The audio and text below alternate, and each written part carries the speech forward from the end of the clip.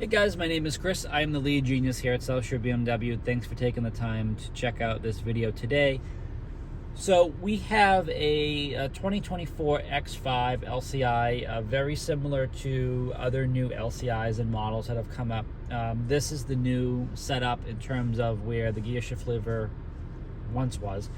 Now it's this little fob down there, basically making it kind of flush with this area.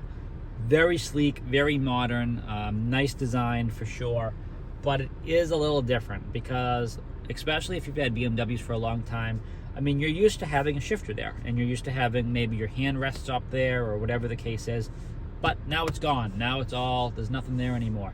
So, because of that, the park has been relocated and given its own button right there, so that's how that's going to go.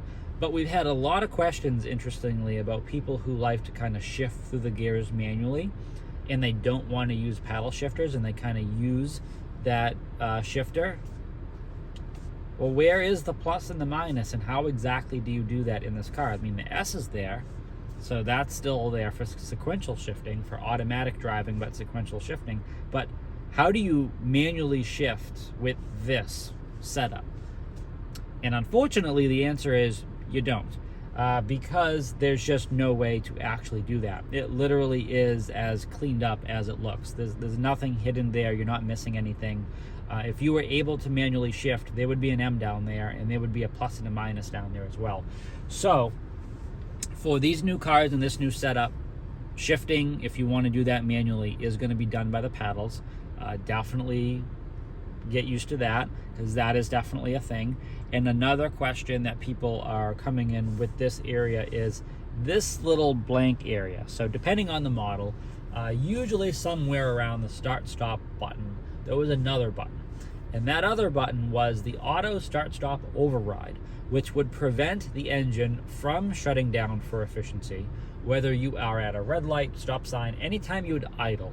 Instead of idling, it shut off. Well, some people just don't like that. So they would able to press this button, it lights up orange, and it prevents the engine from shutting off. Well, where did that go? Because in the X5, that used to be right there.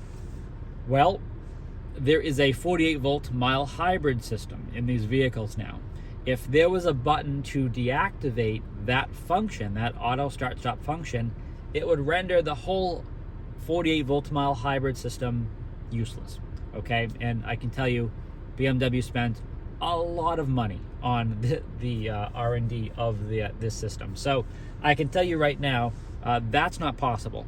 But what is possible is a couple tricks you can do to kind of work around that. The first is using sport mode. Sport mode is going to give you more horsepower. It's going to give you more torque. It's a much more dynamic, much more aggressive feel. Stiffens up the steering and some other elements as well. Sport will never shut off the engine when you idle. So whether you're at a stop sign, red light, you're stuck in traffic, whatever the case is, if you're idling, the engine will stay on when you are in that particular mode. So I would suggest going into sport mode if you have any sort of issues with that auto start stop. However, with that, you also should know the 48-volt mild hybrid system is heavily integrated into the inline 6-cylinder engine or the V8, depending on which model that you have. So it is true in models past that it was pretty jarring. You know, the kickback when you turn back on, you know, there was a bit of a delay, and some people just didn't like that sense of the engine truly feeling off and then kicking back on. And people were always worried, well, what if it doesn't turn on again? Or, you know, is this okay for the starter to keep going on and off again? The answer to that, by the way, is yes. The starters are more robust than your traditional starter. They have been engineered specifically to withstand those repetitive start-stop, you know, over the life of the vehicle. So there is no concern there. I mean, this is kind of the whole point of the electrification and where we're going in the industry. So, I mean, the hardware is going to be there to support it. It's just understanding that because it is seamlessly integrated into the engine now, you're barely going to feel when the engine shuts off, and you're barely going to feel when it kicks back on again. It's really smooth now. And I would invite you to stop by South Shore BMW and to check that out, just to make sure that you understand how smooth that really is. And if you have any further questions with that, definitely reach out to the Genius team or your client advisor at South Shore BMW, and we're all very happy to assist and answer those questions. The progress in technology is just insane in these cars now. I used to joke years ago that they're like laptops on wheels. Well, quite literally they are now, and it's really amazing to kind of see that come full circle, and how these vehicles are interacting with us today, humans in the everyday world. It's kind of crazy. So that's the two answers there. That's been the two biggest things about how to manually shift and where the auto start stop override is.